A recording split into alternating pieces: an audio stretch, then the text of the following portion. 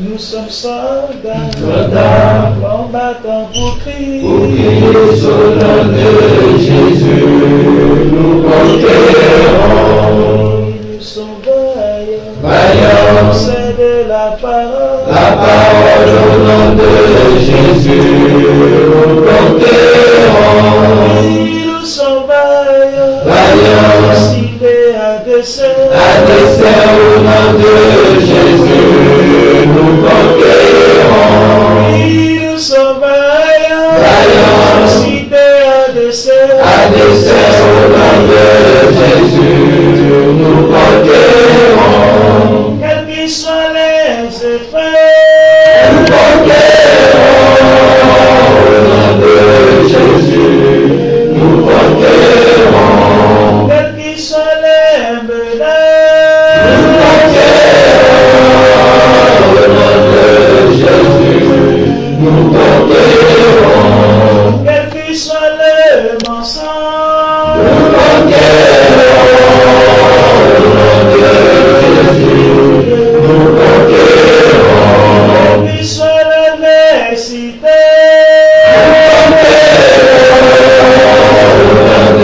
Jésus, nous conquérons.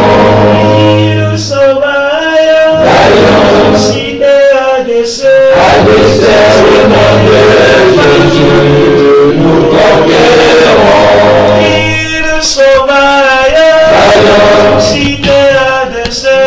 Adversaires au nom de Jésus, nous conquérons. Nous sommes vaillants, Vaillants, c'est de la parole. La parole au nom de Jésus, nous conquérons. Nous sommes vaillants, Vaillants, cités à dessein. Adversaires au nom de Jésus, nous conquérons. Quels qu'ils soient les mensonges,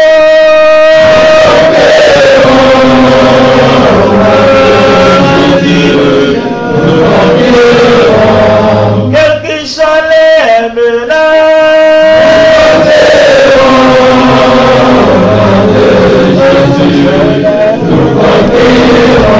quelle qu'ils soit l'adversité,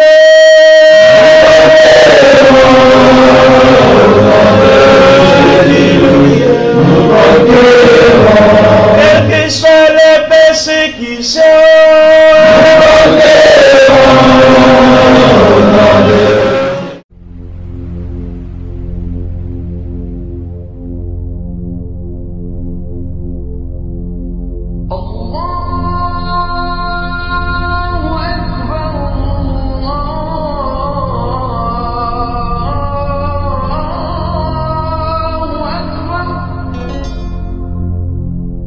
أشهد أن لا إله إلا الله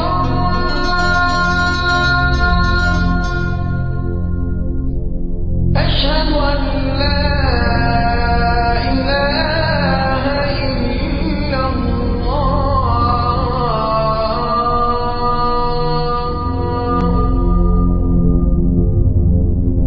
أشهد أن محمدا رسول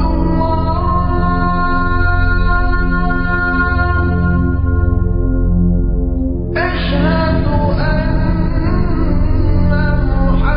محمدا رسول الله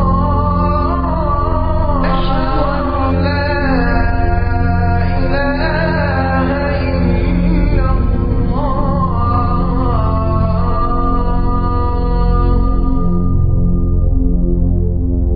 أشهد أن محمدا رسول الله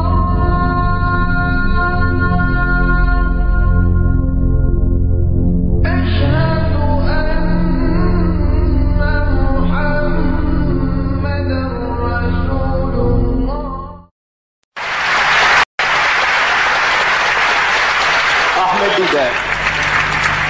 Ahmed Didat, Could you quote and give the pouvez-vous citer des versets du Coran qui disent que la Bible a été falsifiée? corrupted? Sinon, dites-nous quand, par qui et où la falsification a eu lieu. By whom and where exactly is a change. Mr. Chairman and my dear brethren, you see, I started this talk of mine with some intent. Monsieur le Président, chers frères, j'ai commencé mon discours de ce soir par des versets coraniques. Je ne cherchais pas à vous hypnotiser ni à vous ensorceler. Je ne faisais que répéter des textes du Coran qui énoncent que le livre dont parlent les chrétiens, la Bible, n'est pas la parole de Dieu. Je vais de nouveau citer et traduire ce verset. Malheur à ceux qui écrivent le livre de leurs propres mains, puis disent « Ceci vient de Dieu ». So woe to them who write the book with their own hands, then say this is from God. فَوَيْلٌ لِلَّذِينَ يَكْتُبُونَ الْكِتَابَ بِأَيْدِيهِمْ ثُمَّ يَقُولُونَ هَذَا مِنْ عِندِ اللَّهِ. Pour en tirer quelques villes prix, comme ces 15 millions de dollars, qui représentent le bénéfice net des ventes de la version standard revue et corrigée. Ces 15 millions sont insignifiants en comparaison avec la vie éternelle. En comparaison avec le bonheur et le salut promis par le Seigneur.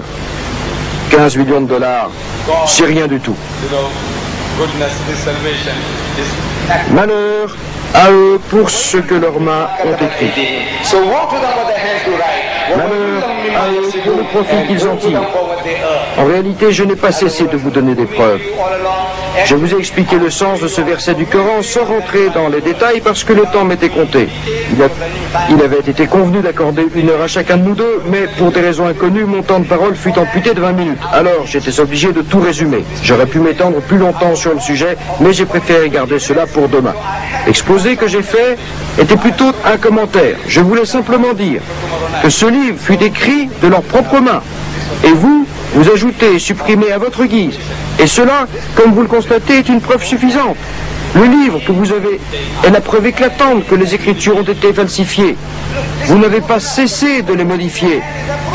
De ces 24 000 manuscrits, il n'y en a pas 2 qui soient concordants. Je répète, il n'y en a pas 2 qui soient concordants.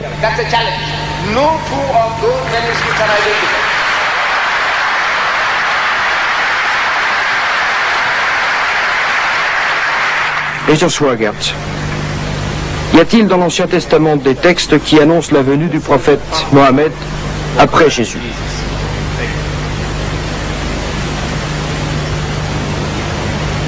En général, toutes les religions cherchent à retrouver la Bible dans leur doctrine. Et c'est le cas du Coran. Le Coran prétend que la venue de Mohammed est annoncée dans l'Évangile, mais Mohammed n'est pas cité dans l'Ancien Testament. Je sais que vous pensez au livre du Deutéronome, mais son nom n'est pas cité. Le passage auquel vous pensez désigne Jésus. Le nom de Mohammed n'est mentionné nulle part, depuis le livre de la Genèse jusqu'au livre de l'Apocalypse.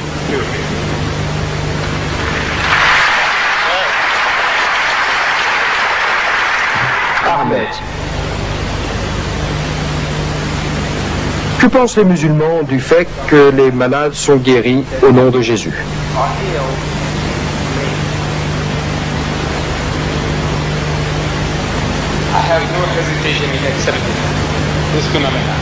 Je n'hésite nullement à admettre ce phénomène. Cela peut arriver. Dans la religion hindoue, les êtres accomplissent des miracles. Dans l'islam, les êtres accomplissent des miracles. Et au nom d'un faux prophète, on peut accomplir des miracles. Je vous rappelle ce que Jésus dit à la femme qui souffrait de perte de sang depuis des années et qui fut guérie en touchant le bord de son vêtement.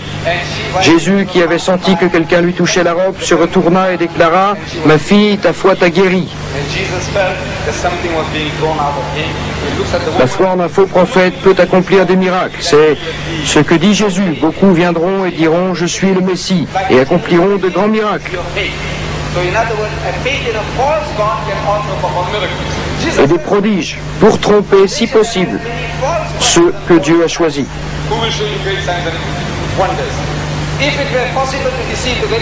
Même les apôtres de Jésus peuvent être trompés par de tels miracles.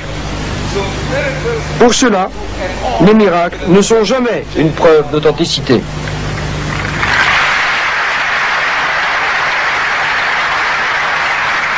Mr.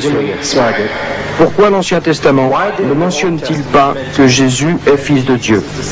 Si la réponse est si, je vous demande de bien vouloir nous lire le texte.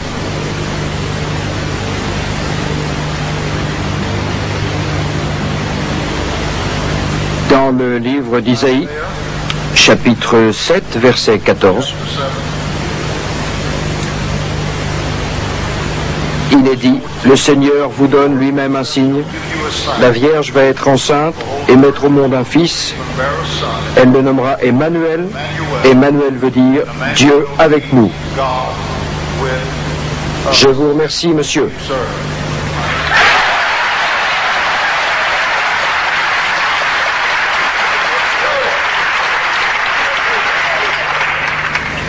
Ahmed Didat, who would deny that God has Ahmed preserved Didat, His word? peut-on nier que Dieu est capable de conserver éternellement sa parole, la Torah, l'Évangile et autres écritures révélées? What I was proving the whole night is that the books have not been preserved. Ce que j'ai essayé de prouver ce soir, c'est que les Écritures ne furent pas conservées. Vous me posez la même question. Les Écritures ne furent pas conservées. Si elles l'avaient été, nous serions prêts à les reconnaître. Qu'est-ce qui a été conservé? Ce qu'elles contiennent est la cause de toutes ces turpitudes, comme ce texte licencieux que je vous ai mis en défi de lire. Frère Swagart disposait de 10 minutes de parole, ce qui était largement suffisant pour lire ce petit texte du livre d'Ézéchiel. J'ai dit que personne n'oserait le lire dans son église. J'ai dit que vous n'oseriez pas le lire parce qu'il n'est pas une parole divine. Si c'était une parole divine, vous n'en auriez pas honte. Si Dieu Tout-Puissant n'a pas eu honte de révéler en détail la prostitution de ses deux sœurs, pourquoi ressentiriez-vous de la honte vous-même? Êtes-vous plus pieux que le Seigneur? C'est ce qui ressort de votre attitude. Que vous êtes tellement pieux que vous n'osez pas répéter ce que Dieu Tout-Puissant a inspiré. Êtes-vous plus saint que Dieu?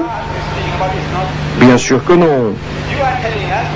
La vérité, c'est que ceci n'est pas la parole de Dieu, que les Écritures furent falsifiées et que la Torah dont vous parlez n'est pas l'Ancien Testament. Vous dites que la Bible fut écrite par 40 personnes. Quand nous disons que nous croyons à la Torah, cela veut dire que nous croyons à la parole révélée à Moïse. Mais Dieu n'a pas révélé ce livre. Frère Swagart reconnaît que la seule chose écrite par Dieu, ce sont les tablettes que Moïse a détruites et jetées. Quant aux 5 premiers livres de la Bible, s'ils avaient été écrits sur des tablettes, il nous aurait fallu un gratte-ciel pour pouvoir les conserver. Où Moïse a-t-il conservé les 5 livres? La Genèse, l'Exode, le Lévitique, les Nombres et le Deutéronome. Où les a-t-il conservés? Ils ne sont pas les livres de Moïse. Pour quelle raison Moïse outragerait-il le prophète Lot, son frère, en décrivant l'inceste commis avec ses 2 filles? Pourquoi? Reuben, un des fils de Jacob, commet l'inceste avec sa mère. Pourquoi? Et Judas, père du peuple judaïque et du judaïsme, commet l'inceste avec sa belle-fille sur le bord de la route. En se rendant à Timna, il voit cette femme assise au bord du chemin. Il lui dit, « Laisse-moi venir avec toi ». Elle répond, « Que me donneras-tu pour cela ?» Il dit, « Un chevreau de mon troupeau ». Elle réplique, « Quel gage me donnes-tu? Quel gage veux-tu » demande-t-il. Elle répond, « Ton cachet personnel avec son cordon et le bâton que tu tiens ». Il les lui donne et va avec elle, sa belle-fille. Et il lui donne 2 jumeaux, Pérez et Zéra, que vous citez dans la généalogie de Jésus. 2 enfants issus d'un acte incestueux que vous citez parmi les ancêtres de Jésus. Matthieu dit, chapitre 1, verset 1, « Voici la liste des ancêtres de Jésus-Christ, descendants de David, qui était lui-même descendant d'Abraham. Abraham fut père d'Isaac, Isaac fut père de Jacob, Jacob fut père de Judas et de ses frères, Judas fut père de Pharès et de Zara, leur mère était Tamar. » Consultez vos livres. Vous trouverez au chapitre 38 de la Genèse que Judas a commis l'inceste avec sa belle-fille et qu'il lui a donné 2 enfants qui figurent parmi les ancêtres de Jésus. Dites-moi, comment peut-on raconter de telles choses dans un livre inspiré par Dieu? Comment peut-on mentionner cela dans la généalogie de quelqu'un qui, en vérité, n'a pas d'ancêtre du tout? Well, Mr. Swaggart, to address request of Dr. Frère Swagart voudrait-il accéder à la demande d'Ahmed Didat et lire les textes de la Bible dont il est question? Je pense qu'il s'agit de ces passages visés par M. Didat pendant son discours.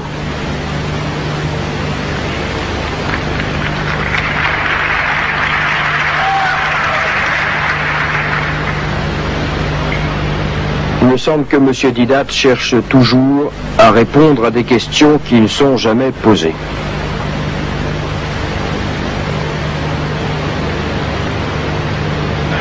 Le Seigneur m'adressa la parole. Ézéchiel, dit-il, voici l'histoire de deux sœurs nées de la même mère. Lorsqu'elles étaient jeunes, elles devinrent des prostituées en Égypte où elles vivaient. C'est là que pour la première fois on caressait leur poitrine, là que leurs seins de jeunes filles furent tripotés. L'aînée s'appelait Hola et la cadette Hololiba. La première représente Samarie et la seconde Jérusalem. Je les épousai toutes deux et elles me donnèrent des fils et des filles. Mais Hola se prostituait, bien qu'elle fût à moi. Elle éprouva du désir pour ses voisins, les Assyriens, et prit parmi eux ses amants. Ils portaient des costumes de couleur pourpre à cause de leur fonction de gouverneur et de magistrat. C'étaient des hommes jeunes, séduisants et d'habiles cavaliers. Hola accorda ses faveurs à ses hauts fonctionnaires assyriens, et chaque fois qu'elle s'éprenait de l'un d'eux, elle se souillait en adorant leurs sales idoles. Elle continua la vie de prostituée qu'elle avait menée en Égypte.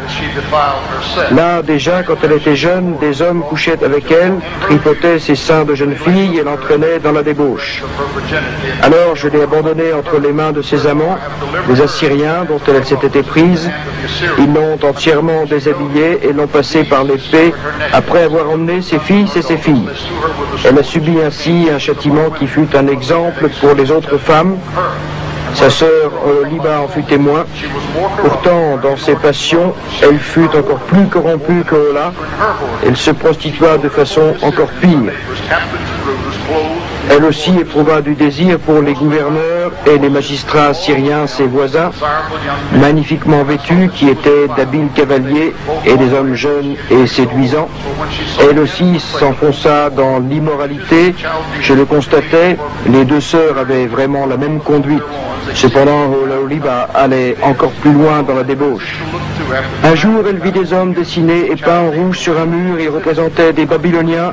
Voulez-vous que je continue? Voulez-vous que je poursuive jusqu'à la fin? Verset 19. Mais elle se prostitua de plus en plus et se conduisit de façon aussi immorale que dans sa jeunesse en Égypte. Là, elle avait éprouvé du désir pour les débauchés à la sexualité bestiale et effrénée comme celle des ânes ou des étalons. Voulez-vous que je continue? Cela suffit. Bon, je réclame les $100 tout de suite.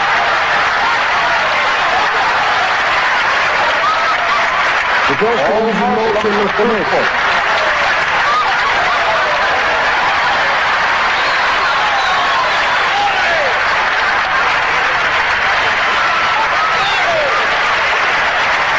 C'est tout ce que j'ai. Je vous donne tout ce que je possède. Voilà les $100. Here's the $100. Cet homme a plein de dollars dans ses poches. S'il rentre en Afrique du Sud avec tout cet argent, il aggravera l'endettement des États-Unis. Je ne connais pas vos dispositions ici en tant que musulman, mais j'offre les $100 en contribution à votre action et au paiement de la location de la salle.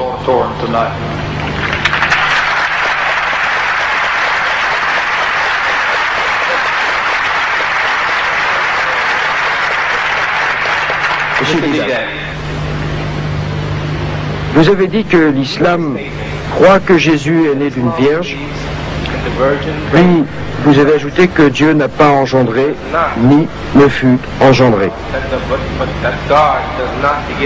Pourtant, l'évangile selon Luc, chapitre 1, versets 34 et 35, dit à propos de la naissance de Jésus: le Saint-Esprit viendra sur toi, Marie, et la puissance de Dieu, le Très-Haut, te couvrira comme une ombre.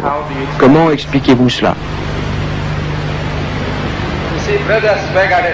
Frère Swigart a suggéré dans son discours que le Coran est une fausse copie des récits bibliques. Permettez-moi de vous citer quelques exemples. Il s'agit d'une comparaison entre vos textes et ce que dit le Coran à propos de la naissance de Jésus. In the name of God, most gracious, most merciful. وَإِذْ قَالَتِ الْمَلَائِكَةُ يَا مَرْيَمُ, behold, the angel said, O Mary, Inna Allah astafaki wa tahharaki wa astafaki ala nisa'il alamin. That God Almighty Le Seigneur tout t'a choisi et purifié. Il t'a élu parmi toutes les autres femmes. Ainsi, le Coran parle de la faveur et de l'honneur accordé à Marie par Dieu. that she is a woman chosen above the women of all nations.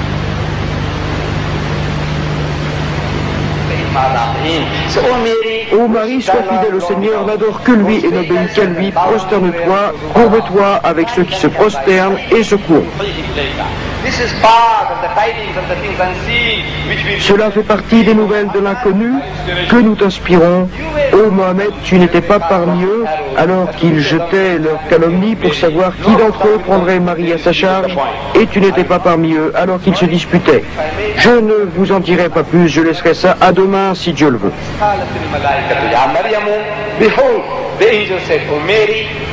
Inna Allah yubashiruki bi kalimatin minhu. That God Almighty gives you glad tidings of the word from Him. Ismuhul Masih. His name will be the Messiah, translated Christ. Isa ibn Maryam, Jesus the son of Mary, wajihan fi dunya wal akhirah, held in honor in this world and in the hereafter. Wa min al-muqarrabin. Les chrétiens disent qu'il sera assis à droite de Dieu. Nous disons qu'il est proche de Dieu, non matériellement, mais spirituellement.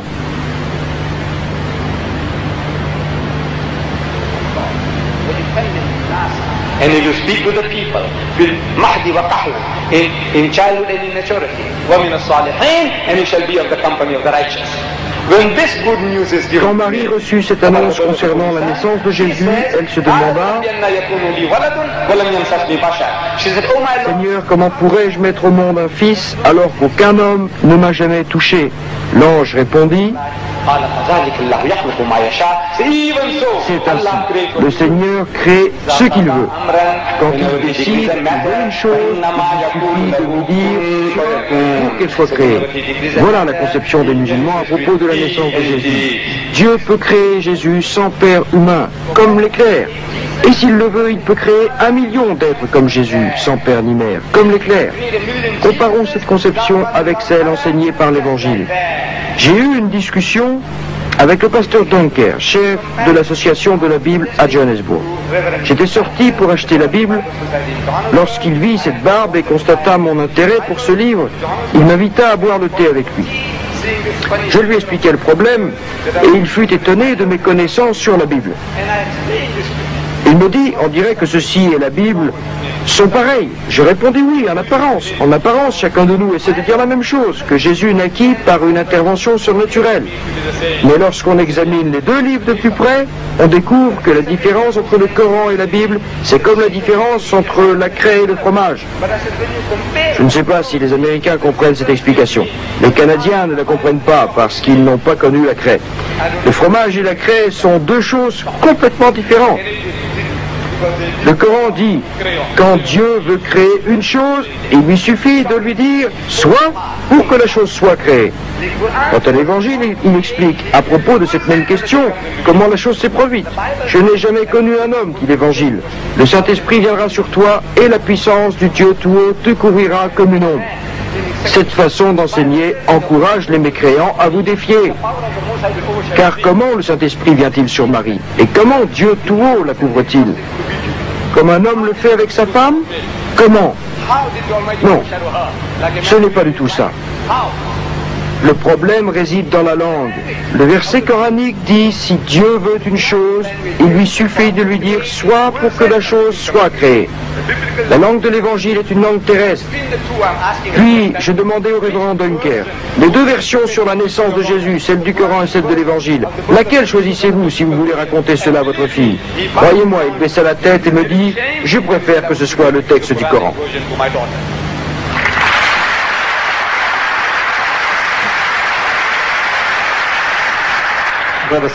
Révérend Swaggart, qu'entendez-vous par le mot unique?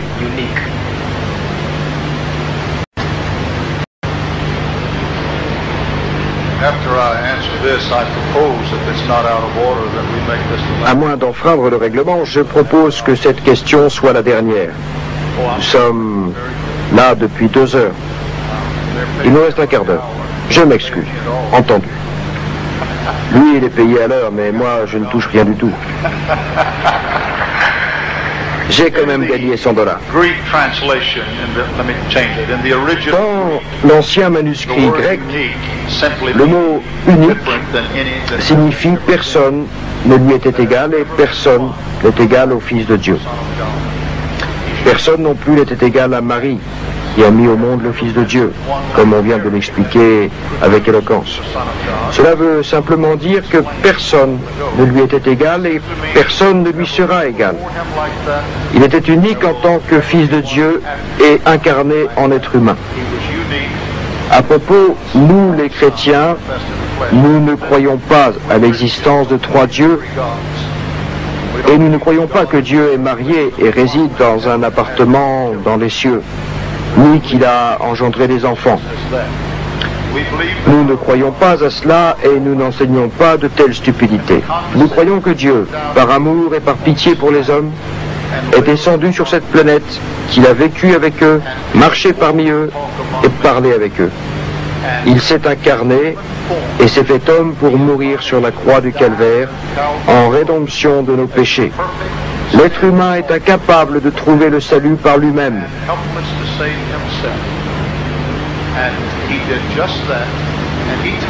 Il a fait cela et il a dit, vous allez tuer ce corps et dans 3 jours, je reviendrai à la vie. Il est unique en cela aussi.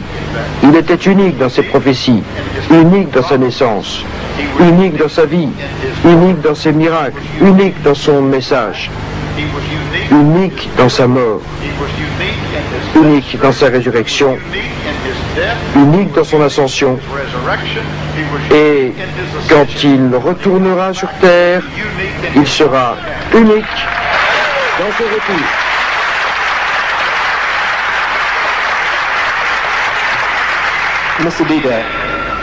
Monsieur Didat, nous vous avons invité dans notre pour participer à un débat dont le sujet est la Bible est-elle la parole de Dieu. Avez-vous le courage aujourd'hui d'inviter le révérend Swigart à un débat sur le même sujet à la Mecque? Si la réponse est non, dites-nous pourquoi.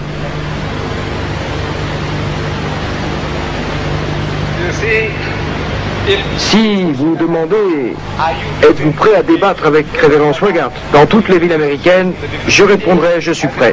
Maintenant, à offrir $10 000 pour chaque débat, dans des endroits comme Madison Square Garden à New York, dans des endroits comme celui-là, $10 000 pour chaque débat. 4 débats aux États-Unis à $40 000. Quant à savoir si je peux l'inviter à la Mecque, premièrement, je ne suis pas gouverneur de la Mecque. Deuxièmement, pour pouvoir se rendre à la Mecque, il faut un visa. Pour venir aux États-Unis, votre gouvernement a exigé de moi un visa.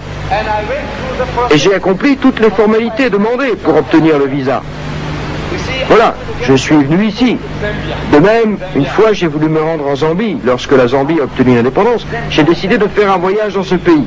À cette époque, Smith était le président de la Rhodésie du Sud. On m'a donné les formulaires à remplir pour obtenir le visa. Alors, on a exigé de moi que je signe au dos du document une déclaration comme quoi je ne reconnais pas le gouvernement illégitime de Smith avant d'obtenir le visa. Et j'étais obligé de signer parce que je voulais aller en Zambie. J'ai donc signé une déclaration attestant que je ne reconnaissais pas le gouvernement illégitime de Smith en Rhodésie du Sud. Il en est de même pour aller aux États-Unis. Je dois remplir vos conditions et faire ce que vous demandez. Si je le fais, j'obtiens le visa. Sinon, je n'aurai pas de visa, ni pour le Canada, ni pour les États-Unis. Les citoyens d'Afrique du Sud doivent remplir ces conditions pour obtenir le visa. Maintenant, au sujet de votre visite à la Mecque, il y a une seule condition. Vous devez déclarer La ilaha illallah Muhammadur Rasulullah.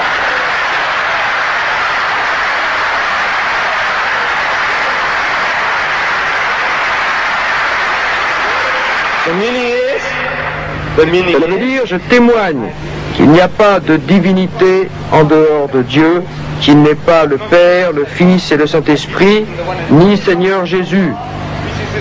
Que vous dites, je témoigne qu'il n'y a de Dieu que Dieu et que Mohammed est le dernier des envoyés de Dieu. Remplissez cette condition et bienvenue à la Mecque. Monsieur Swaggart, selon vous, la version du roi James de la Bible est nécessaire au salut. Cela voudrait-il dire que toute personne adoptant une autre Bible sera vouée à l'enfer, tels que les musulmans, les bouddhistes, les catholiques, les juifs, etc.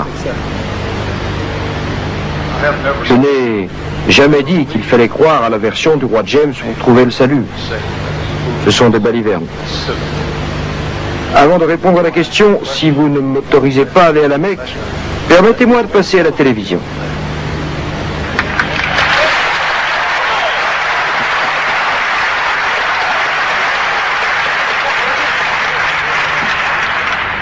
Monsieur Didat a parlé de la version de Dieu de la Bible. Monsieur, nous croyons en la version traduite par Dieu. Nous ne reconnaissons pas ces livres falsifiés que vous avez mentionnés. Mais nous croyons à la traduction de Dieu et nous pensons que c'est une bonne traduction. Il n'est pas nécessaire de croire à une version particulière de la Bible pour trouver le salut. Vous devez croire en la parole de Dieu pour que le salut vous soit accordé. Encore une fois, la parole de Dieu dit qu'il n'y a pas d'autre nom que le nom du Seigneur sous les cieux et que le salut est donné par la foi et non par les actes, source de vanité.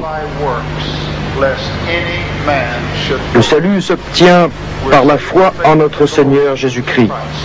Ce qui est important pour moi, c'est la parole de Dieu elle-même et non le livre qui contient la parole de Dieu. Avez-vous le Coran, monsieur ? J'aurais souhaité qu'il en apportât un exemplaire. Bien. Toute parole de Dieu contenue dans ce livre, si elle se rapporte au salut, et si vous y croyez, le salut vous est donné. Vous me suivez? Si c'est la parole de Dieu, si elle se rapporte au salut, à la rédemption, même si elle est inscrite sur un mur, dans quelque endroit qu'il soit, pour être sincère avec vous, elle est écrite dans nos cœurs. C'est ce que nous dit la Bible. Vous pouvez apprendre par cœur ce livre et l'adorer, mais vous ne serez pas sauvé pour autant. Il n'a pas le pouvoir de vous sauver. Tandis que la parole de Dieu, si vous y croyez, c'est-à-dire si vous croyez que Jésus-Christ est votre sauveur, vous apportera le salut, même si elle se trouve dans le Coran.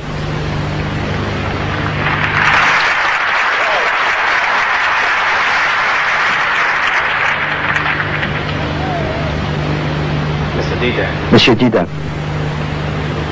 quelle est l'attitude du musulman à l'égard des textes coraniques discordants? Peut-on, à cause d'une telle discordance, considérer tous les autres textes comme des mensonges, comme vous l'avez affirmé à propos de la Bible? Je le répète encore une fois, il n'existe pas de texte discordant dans le Coran. J'ai dit qu'il existe seulement des traductions. Quant à vos livres, ce sont des textes. Dans sa réponse sur la question précédente, Frère Swaggart a dit qu'il y a 7 livres falsifiés. La version de Dieu comprend 7 livres qu'il ne reconnaît pas. Pour cela, ce livre est une version. Et dans cette version, il y a 7 livres qu'il ne reconnaît pas comme étant d'inspiration divine, alors que toute version traduite du Coran est une traduction de la parole de Dieu. Et dans la traduction, c'est nous qui choisissons les termes. Il ne s'agit donc pas de texte, mais ceci est une version, et cela est une version. Des passages et des passages furent supprimés des textes qui se trouvent là. Ce sont des versions différentes. J'espère que vous comprenez mon anglais. Je ne sais pas comment faire pour être plus clair, car il s'agit de textes différents. Il y a ici 7 livres qui ne se trouvent pas là. Ce qui est ici est inexistant là. Et ce qu'on trouve ici est supprimé là encore une fois. Avez-vous compris? C'est une version. Reverend Jimmy Swaggart. Reverend Swaggart, qu'est-ce que la Trinité?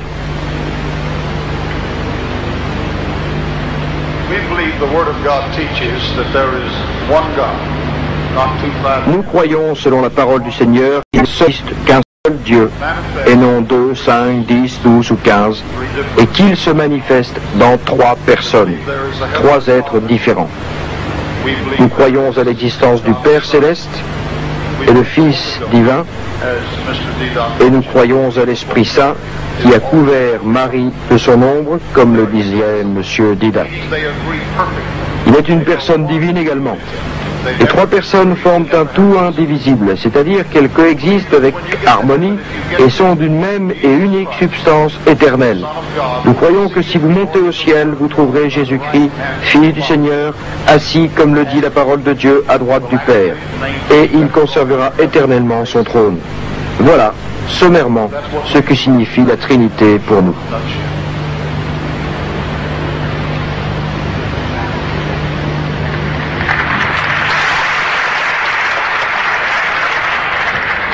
We have a time exactly for 2 more questions. Didat.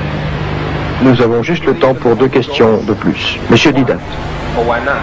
croyez-vous à l'Esprit Saint et pourquoi? Comme vous le savez, le Saint-Esprit dans la doctrine chrétienne est la 3e personne d'une Trinité. Le chrétien dit le Père est Dieu, le Fils est Dieu et le Saint-Esprit est Dieu, mais ils ne sont pas 3 dieux, mais un Dieu unique. Et dans ses enseignements, il dit le Père est tout-puissant, le Fils est tout-puissant, le Saint-Esprit est tout-puissant, mais ils sont un Dieu unique tout-puissant et non 3 dieux tout-puissants. Puis il poursuit, le Père est une personne, le Fils est une personne, le Saint-Esprit est une personne. C'est ce que dit Frère Swigart dans son livre. Personne, personne, personne. Mais ils sont une personne unique et non 3 personnes. Et moi je vous demande, en quelle langue parlez-vous?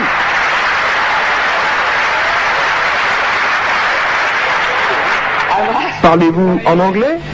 Par Dieu, c'est une hérésie incompréhensible. Il dit personne, et personne, et personne, mais ils ne sont pas 3 personnes, mais personnes uniques.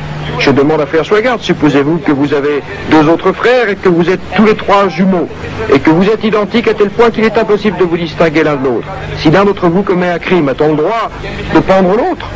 Non.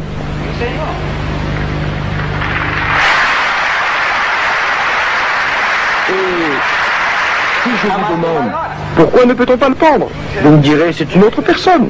Je suis d'accord avec vous. Mais qu'est-ce qui le rend différent? Sa personnalité distincte. C'est pourquoi le Père. Vous savez ce que c'est que l'imagination. La raison est puissante face à elle. Les mots, quand on les prononce, suscitent des images mentales. Lorsque vous dites au nom du Père, il se crée dans votre imagination une image, représentant un vieillard, des millions de fois plus grand que l'homme ordinaire, mais ressemblant à un homme assis sur une planète, avec la terre pour base et le ciel pour canapé. C'est lui le Père céleste bienveillant. Et lorsque vous dites le Fils, Seigneur, à quoi pensez-vous? Vous pensez à un jeune homme beau, les yeux bleus, qui ressemble au héros des films, roi des rois, Jésus de Nazareth, jour de gloire où Jeffrey Hunter joue le rôle d'un jeune homme beau, aux cheveux blonds, aux yeux bleus, à la barbe séduisante, au nez long, pas long mais courbé, ce qui peut susciter un certain type d'image dans votre esprit. Vous savez que Shakespeare a fait de Shylock un personnage très célèbre. Ainsi, vous ne pensez qu'à un type anglais ou allemand ou d'un tout autre pays du Nord, et qui a le nez long. Voilà le Fils. Quant au Saint-Esprit, il ressemble à la colombe qui descendait du ciel pendant que Jean-Baptiste baptisait Jésus dans le Jourdain, ou à une flamme de feu. L'image n'est pas tout à fait claire, mais elle est là. Vous avez 3 images religieuses différentes. Quoi que vous fassiez, ces 3 images ne seront jamais une seule et même image. Vous aurez toujours dans l'esprit 3 images distinctes. Mais si l'on vous demande combien d'images vous voyez, vous direz une seule, et ce sera un mensonge.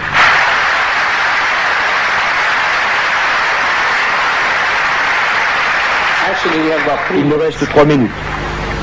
Mr. Swigart, la question que je vais vous poser émane de la direction. Nous autorisez-vous à donner une copie de ce débat à qui le désire? Deuxièmement, pourquoi ne vous avez-vous pas autorisé à diffuser le débat à la télévision? Troisièmement, nous avons proposé de diffuser ce débat à la télévision de la Mecque. Pourquoi avez-vous refusé?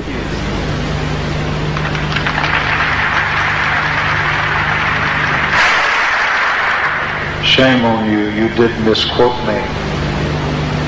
I did not say that God is a person, the Son is a person, Je n'ai pas dit Dieu est une personne, le Fils est une personne, le Saint-Esprit est une personne, et que les trois autres sont une personne unique. Je n'ai pas dit cela. J'ai dit il y a un Dieu unique, et non une personne unique. Il me semble qu'on est en train de filmer le débat pour la télévision. Je vois 1 ou 2, 3, 4, 5 caméras. Et vous dites que le débat n'est pas filmé pour la télévision ? On est en train de le faire, n'est-ce pas? Je ne comprends plus rien. Nous autorisez-vous à donner une copie du débat à qui le désire? Oui, bien sûr, à condition de ne pas faire de montage. Vous savez, je connais les trucages de la télévision. Vous pouvez faire dire à quiconque ce que vous voulez en coupant et collant. Nous sommes experts en la matière, Monsieur Didat.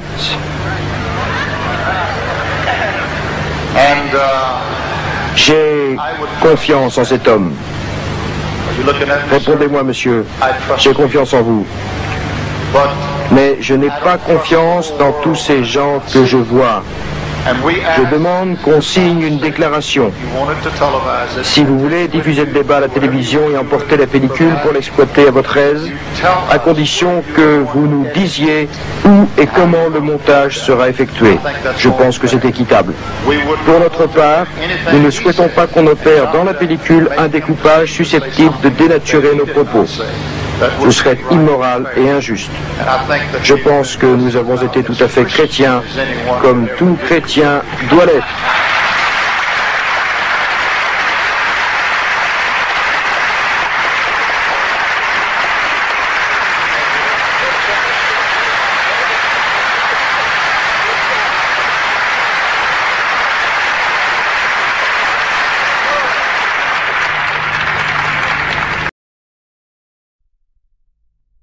Mohammed, le prophète de l'islam, n'a-t-il pas clamé son incertitude et sa totale confusion sur son futur, celui des musulmans et de l'islam, en ce qui concerne le salut, quand il l'a lui-même clairement dit, au début de sa vie, dans le Coran.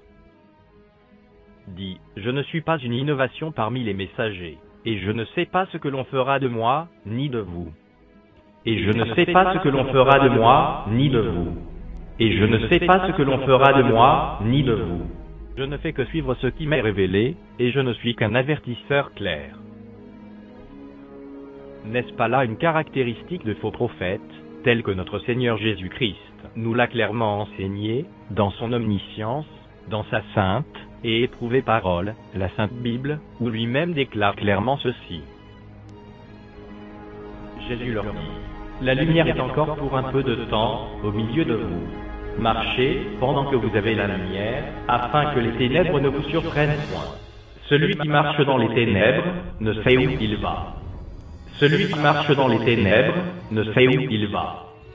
Celui qui marche dans les ténèbres ne sait où il va. Laissez-les, ce sont des aveugles qui conduisent des aveugles. Si un aveugle conduit un aveugle, ils tomberont tous deux dans une fosse. Il leur dit aussi cette parabole. Un aveugle peut-il conduire un aveugle? Ne tomberont-ils pas tous deux dans une fosse? Toutefois, Mohammed, le prophète de l'islam, n'a-t-il pas confirmé, de la part d'Allah, sans réserve et sans équivoque, la destination claire et future des musulmans, quand il l'a lui-même clairement dit, à la fin de sa vie, dans le livre de son Dieu, Allah, le Coran. Il n'y a personne parmi vous qui ne passera pas par l'enfer. Car, il s'agit là pour ton Seigneur, d'une sentence irrévocable. Ensuite, nous délivrerons ceux qui étaient pieux, et nous y laisserons les injustes agenouillés. Vous verrez certes la fournaise, puis vous la verrez certes avec l'œil de la certitude. Mais notre grand Dieu de gloire, manifesté en chair, notre Seigneur et Sauveur, Jésus-Christ, quant à lui, a clairement confirmé un paradis de gloire, qu'il a lui-même préparé pour ceux qui l'aiment, et qui auront cru en sa parole, quand il l'a lui-même dit dans la Sainte Bible. Que votre cœur ne se trouble point. Croyez en Dieu, et croyez en moi. Il y a plusieurs demeures dans la maison de mon Père. Si cela n'était pas, je vous l'aurais dit. Je vais vous préparer une place. Et, lorsque je m'en serai allé et que je vous aurai préparé une place, je reviendrai et je vous prendrai avec moi, afin que là où je suis, vous y soyez aussi. Jésus lui répondit, « En vérité, je te le dis, aujourd'hui tu seras avec moi dans le paradis. » Le paradis illusoire d'Allah, c'est pour des ébats sexuels collectifs, voir Sourate 55 versets 70 à 75, Sourate 55 versets 54 à 58, Sourate 44 versets 51 à 54, Sourate 2 versets 25. C'est cela l'âme de l'islam, la course et l'espoir des musulmans. Raison pour laquelle ils combattent le christianisme, ils haïssent et tuent les chrétiens, ils égorgent leurs dissidents, voir Sourate 5 versets 33, Sourate 8 versets 12 à 17, Sourate 33 versets 60 à 62, et méprisent le Fils de Dieu, Jésus-Christ, ainsi que leurs femmes. À l'image de Mohamed, d'Ahmed Didat, de Tariq Ramadan, Abdul Majid, et bien d'autres, qui en ont fait une application radicale à leur propre vie, au point de ressembler au diable lui-même, le modèle par excellence de méchanceté, tel que mentionné dans la Sainte Bible. Lui, dont la condamnation est déjà arrêtée. Voir, Jean 8 verset 44, Jean 10 verset 10, et Jean 16 verset 11. Ahmed Didat est descendu dans les sentiers de la mort, pour côtoyer la souffrance, et l'agonie d'une fin sans paix, sans Dieu, comme rétribution, avant de rejoindre l'enfer, puis l'étang ardent de feu, et de soufre éternel, ce qui est la seconde mort.